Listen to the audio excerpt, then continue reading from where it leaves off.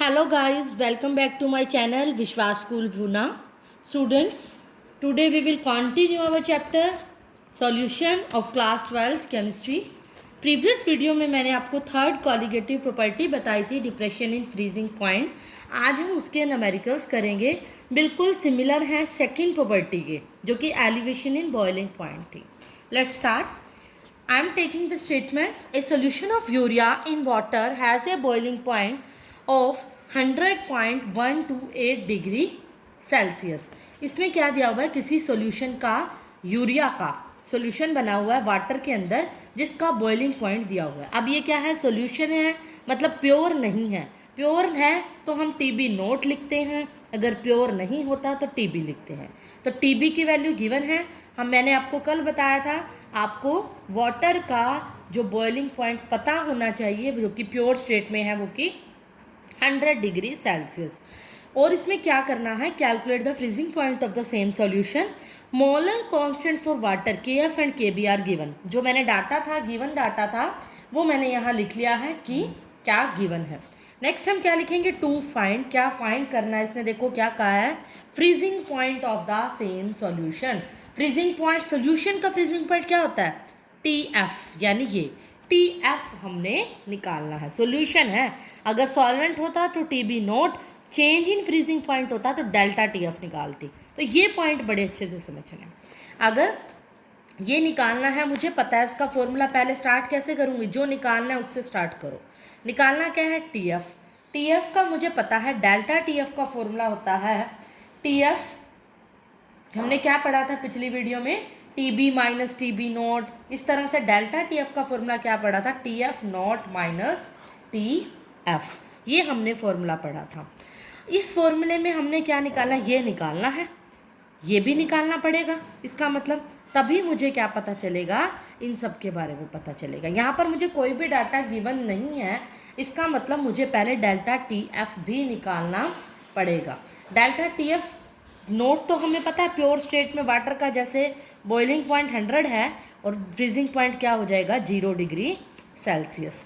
ये हमें पता है, ये भी निकालना है और ये भी। इसीलिए मुझे डेल्टा TF निकालने के लिए पिछले वाले जो डाटा है उसको यूज़ करना पड़ेगा। पिछले डाटा को यूज़ करने के लिए मतलब मैंने आपको फॉर्मूला बताया था, delta TB is equals to KBM। ये फॉर्मूला क्यों यूज़ किया, क्योंकि यहाँ पर डाटा TB से रिलेटेड गिवन है। डेल्टा TB मुझे नहीं गिवन, उसका भी मैंने आपको फॉर्मूला बताया था, delta TB is equals to TB minus TB naught. ये फॉर्मूला पुट करेंगे, TB भी गिवन है, TB नॉट भी गिवन है। 100.128 माइनस 100 इक्वल टू KB कितना है, 0.512 इंटू M। M क्या थी, मोलैलिटी। अगर मैं इसको माइनस करके, इससे डिवाइड करके सॉल्व करूँगी तो मेरे पास क्या आएगी, मोलैलिटी, वो आ जाएगी 0.25। डायरेक्ट मैंने आपको आंसर बता दिया इसका, मोलैलिटी। अब मोलैलिटी आ गई तो मुझे क्या करना है, डेल्टा TF का भी सेम इसके जैसा फॉर्मूला था। इसके लिए आपको इसके पिछली वीडियो के डेरिवेशंस देखने पड़ेंगे। KFM, अब KF मुझे फिर से गिवन है 1.86, मोलैलिटी मैंने निकाल ली 1.25, तो डेल्टा TF इन दोनों को मल्टीप्लाई करके सॉल्व करके क्या आएगा, 0.465 डिग्री सेल्सियस के अंदर मेरा डेल्टा TF आ जाएगा। अब मुझे क्या करना था, डेल्टा TF को इसमें पुट करूँगी, delta TF equal to TF naught minus क्या आ जाएगा, TF। TF की वैल्यू क्या होगी, TF naught minus delta TF। Not क्या है, 0, माइनस वो क्या है, डेल्टा TF अभी निकाला 0.465 डिग्री। तो आंसर क्या आ गया मेरा, माइनस 0.465 डिग्री सेल्सियस। अब ये जो न्यूमेरिकल है बिल्कुल सेम पिछले टॉपिक से मिलते जुलते हैं, फॉर्मूलेज दोनों में सेम लगेंगे, इसीलिए एक ही एग्जाम्पल मैं आपको दूंगी। पिछले मैं 2 दे चुकी हूँ, तो आपको इसी तरह के एग्जाम्पल देखने को मिलेंगे। तो आज अगली कंटिन्यू करते हैं इसी कॉलिगेटिव प्रॉपर्टी को, जो कि हमारी लास्ट कॉलिगेटिव प्रॉपर्टी क्या थी, fourth, osmotic pressure. Osmotic pressure क्या है, इस ऑस्मोटिक प्रेशर टर्म को समझाने से पहले मैं आपको एक टर्म बताऊंगी, उसको समझाऊंगी, semi permeable membrane. Semi permeable क्या होती है, एक मेम्ब्रेन होती है जिसको हम शॉर्ट में SPM भी कहते हैं, सेमी परमिएबल मेम्ब्रेन। ये क्या होती है, एक छलनी की तरह होती है जो आप घरों में यूज़ करते हो, चाय की छलनी। फॉर एग्ज़ाम्पल जैसे आप कोई छन्नी को क्या करते हो, चाय छानते हो उससे, तो आप क्या करते हो, जब चाय छानते हो तो पत्ती क्या रह जाती है ऊपर, चाय पत्ती ऊपर रह जाती है और चाय कहाँ जाती है, नीचे जाती है। ऐसा ही कुछ सेमी परमेबल मेम्ब्रेन में होता है। पत्ती ऊपर क्यों रहती है, क्योंकि उसकी जो अमाउंट होती है वो क्या होती है, क्या होती है, उसकी जो अमाउंट होती है एज़ कंपेयर टू नीचे वाली चाय से क्या होती है, मोटी। अमाउंट में क्या है, मोटी है, इस वजह से उसमें से पास नहीं हो सकती। मतलब उसका जो साइज है, अमाउंट को मैं ये कह सकती हूँ, अमाउंट नहीं कह सकती, अमाउंट तो एक तरह से कम ही होती है पत्ती की, यहाँ पर ये कह सकते हैं उसका जो साइज होता है पत्ती का वो क्या होता है, मोटा होता है as compare to solvent, as compare to chai. इसीलिए वो क्या होती है, पत्ती ऊपर रहती है और चाय नीचे हो जाती है। ऐसा ही सेमी परमेबल मेम्ब्रेन के केस में होता है। जैसे हम चाय के अंदर सॉल्यूट और सॉल्वेंट बताएं तो पत्ती एक तरह से सॉल्यूट मानी जाएगी और जो चाय होगी वो सॉल्वेंट होगी। तो यहाँ आपने कंफ्यूज नहीं होना कि यहाँ पर जो सॉल्यूट होगा वैसे उसकी क्वांटिटी कम होती है, नो डाउट, ये मैंने पहले भी आपको फर्स्ट लेक्चर में बताया था, उसकी क्वांटिटी क्या होती है, कम होती है। लेकिन अगर हम उसकी साइज की बात करें तो सोल्यूट का साइज हमेशा बड़ा होता है, बड़ा होता है, इसीलिए छलनी के पोर्स से, छेद से वो पास नहीं हो पाता और ऊपर रह जाता है। लेकिन सॉल्वेंट क्या होता है, लिक्विड छोटा साइज होता है, चाय का जो साइज है छलनी के साइज से छोटा है, इसीलिए वो उसमें से पार हो जाता है। ऐसा ही केस सेमी परमेबल मेम्ब्रेन के अंदर होता है। इसमें क्या होता है, जब ये पॉइंट मेन है नोट करने वाला, सेमी परमेबल मेम्ब्रेन में भी क्या होता है, जो सॉल्यूट के पार्टिकल हैं वो पास नहीं होते, सॉल्वेंट के पार्टिकल जो होते हैं ईजिली पास हो जाते हैं। तो यही पॉइंट आपने मेन फोकस करना है, इसी से आपको ये समझ में आएगा। सेमी परमेबल मेम्ब्रेन को मैं आपको समझा रही हूँ पहले, फिर मैं ऑस्मोटिक प्रेशर की बात करूँ। पहले इस डायग्राम को अच्छे से समझो। मान लो मैंने एक किसी बकेट में, किसी कंटेनर के अंदर एक तरफ से लिक्विड ले लिया, कोई भी प्योर वाटर मान लो मैंने ये ले लिया। दूसरी तरफ मैंने इस बीच में यहाँ क्या लगा दी, SPM सेमी परमेबल मेम्ब्रेन, और यहाँ पर मैंने क्या ले लिया, प्योर वाटर की बजाय वाटर के अंदर NaCl मिक्स है, या ये कह लो समुद्र का पानी मैंने ले लिया। उसमें क्या होता है, नमक होता है, नमकीन होता है, ड्रिंकिंग वाटर के लिए पर्पस के लिए क्या होता है, अच्छा नहीं होता ना, और नमकीन पानी नहीं पी सकते। अब इम्प्योर कह सकते हो आप, या फिर ये कह लो वाटर में NaCl का मिक्सचर है।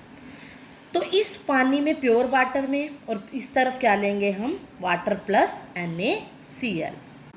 अब इस कंटेनर के अंदर मैंने फिर से बता रही हूँ क्या लिया, एक तरफ प्योर वाटर लिया और वाटर और NaCl का मिक्सचर लिया, और बीच में क्या लगा दी, सेमी परमेबल मेम्ब्रेन लगा दी।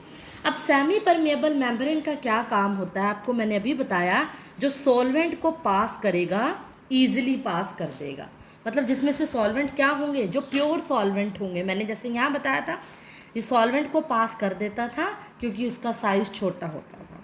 अब यहाँ पर क्या है, प्योर के केस में अब आपको क्या देखने को मिलेगा, सेमी परमेबल मेम्ब्रेन के अंदर यहाँ पर क्या है, सॉल्यूट है, इसके अंदर मिक्स है, यहाँ पर क्या है, सॉल्वेंट है। तो आप क्या देखोगे, खाली सॉल्वेंट को पास करेगा, सॉल्वेंट को इधर से इधर पास कर देगा, मतलब छन्नी लगी है बीच में, तो क्या होगा, आप क्या देखोगे, यहाँ का पानी चलकर यहाँ चला गया। और मैंने अभी बताया सॉल्वेंट की जो क्या है, यहाँ पर प्योर है, प्योर फॉर्म में है, तो या फिर आप ये भी कह सकते हो इसकी कंसंट्रेशन क्या है, ज़्यादा है, क्योंकि ये क्या है, प्योर है। और यहाँ पर क्या देखोगे, इसकी कंसंट्रेशन क्या है, कम है, क्योंकि इसके अंदर क्या है, मिलावट है। तो एक स्टेज ऐसी आएगी, थोड़े टाइम बाद आप देखोगे, तो यहाँ से जब यहाँ सॉल्वेंट इधर से इधर चला जाएगा, आपने क्या देखा, प्योर से इम्प्योर की तरफ चल रहा है, आपका नुकसान हो रहा है ना। प्योर पानी क्या है, समुद्र के पानी में मिक्स हो गया, इम्प्योर में मिक्स हो गया, आपका नुकसान हो गया।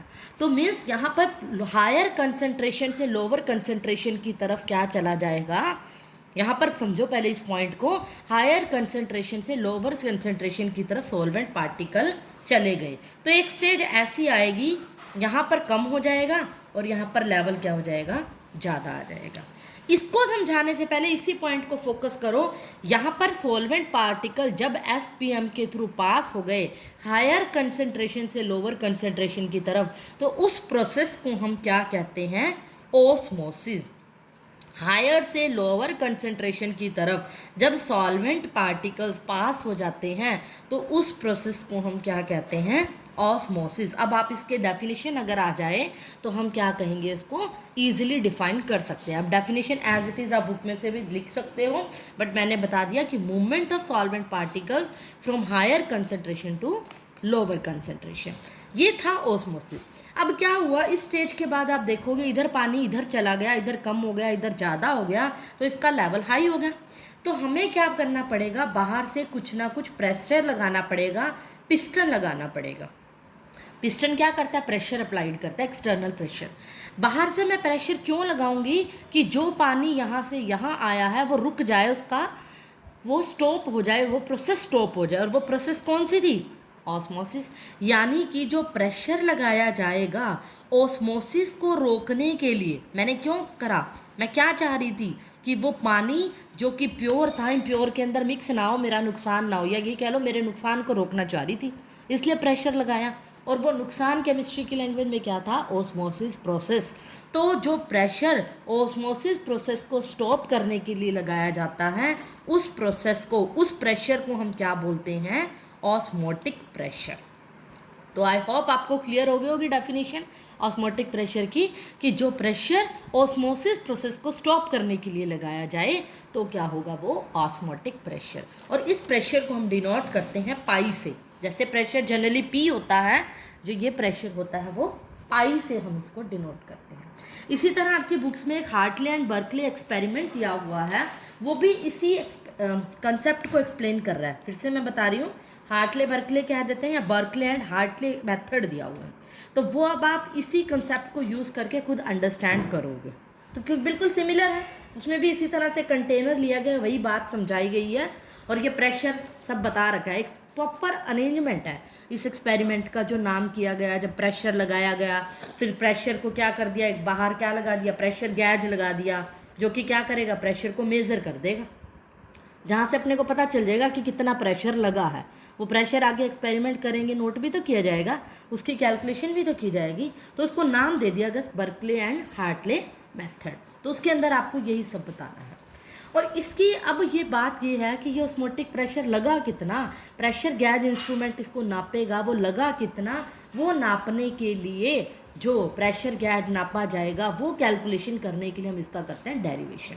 कि ये किस पे डिपेंड करता है, पाई की वैल्यू एक तो डिपेंड करती है कि कंसंट्रेशन कितनी है, कि अगर मोलर कंसंट्रेशन अपने को सोल्यूशन की पता है, एक तो ये सोल्यूशन की कंसंट्रेशन पे डिपेंड कर रही थी पाई, प्रेशर कितना लगेगा, कितनी कंसंट्रेशन है, और उसके ड्यूरिंग कंडीशन क्या होनी चाहिए, यानी कंडीशन यानी टेम्परेचर कितना होगा, उस पर डिपेंड करता है। नंबर 2, अगर कोई भी चीज़ दो बातों पे डिपेंड कर रही है, अगर मैं दोनों इक्वेशन को कंपेयर करूँ तो pi is directly proportional to C T.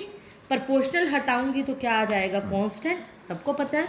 यहाँ पर जो कांस्टेंट आएगा वो आएगा R C T, sorry R आएगा कांस्टेंट, जिसका नाम क्या होगा, गैस कांस्टेंट। ये वही गैस कांस्टेंट है जो आपने +1 क्लास में पढ़ा था, किसमें, आइडियल गैस इक्वेशन में, P V is equals to N R T, remind में आ गया। इसमें आर की वैल्यू क्या होती थी, 0.0821, और ए दूसरी क्या होती थी, 8.314 जूल पर केल्विन पर मोल, और ये लीटर एटॉमिक पर केल्विन पर मोल। तो वट एवर ये सब आपने +1 में पढ़ा हुआ है। तो इसके अंदर आर सी टी जो वैल्यू आ गई, ये हमारा है डेरिवेशन। जिस तरह से P V is equals to N R T होता था, इसी तरह से P is equals to C R T भी कह सकते हो। एक्चुअल में ये आइडियल गैस वाली ही कंडीशन है। जैसे इसको मैं बता दूँ, पी इज इक्वल्स टू क्या लिखते थे, N by V R T लिखते थे ना हम, और एन बाई वी क्या होती थी, number of malls per unit volume. Molarity होती है, मोलैरिटी एक तरह की कंसंट्रेशन है। तो ये अल्टीमेटली ये वहीं से बना है, ये concentration P is equals to C R T. बस यहाँ पर प्रेशर को हम पाई से डिनोट करते हैं, और सी आर टी क्या है, इसका डेरिवेशन है। तो ये था ऑस्मोटिक प्रेशर का डेरिवेशन और उसका एक्सपेरिमेंट। तो अगर एग्ज़ाम में आ जाता है तो आपको इसका experiment Berkeley and Hartley method लिखना है, ऑस्मोसिस प्रोसेस और ऑस्मोटिक प्रेशर की डेफिनेशन लिखनी है, फिर इसको एक्सप्लेन करना है। तो फटाफट से इसका स्क्रीनशॉट लीजिए और अपने नोट्स बनाइए। अगर आपको ये वीडियो पसंद आए तो लाइक और शेयर करना ना भूलिए। Thank you so much, that's all for today.